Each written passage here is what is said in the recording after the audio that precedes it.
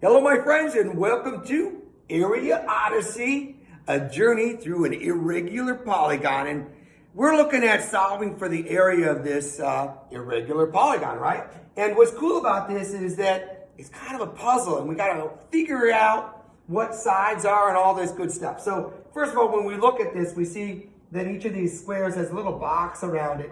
And these boxes, they just mean that it's a perpendicular or right or 90-degree angle. And that's really important because it tells us that these lines are going straight up and down and straight across, perpendicular, right?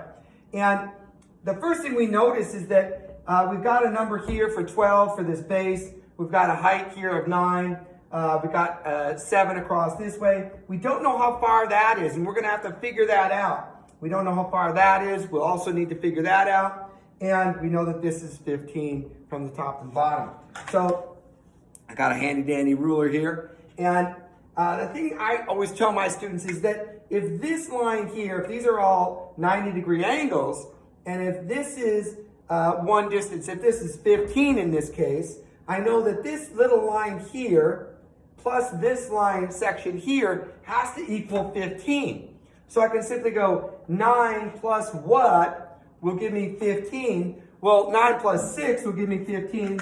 So let me just plug in a 6 here. I know that this here would have to be 6 meters because 9 plus 6 equals 15. Bam! Love it, right? All right, we can do the same thing down here. If this is 12 right here, I know that this section here plus this section here has to also be equal to 12. So that's super simple because 7 plus what will give me 12? Well, 7 plus 5 meters will get me to 12. Love it. Perfect. Let's move on.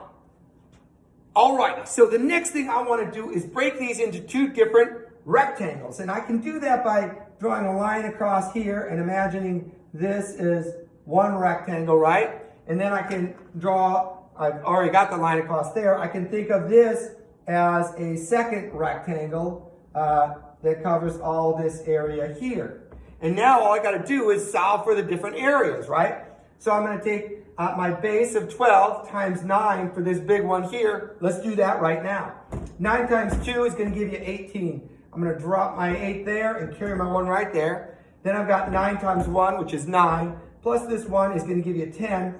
And I get 108 square meters for this bottom red rectangle, right? Now let's work on the top one up here. My base is 5 and my height is 6.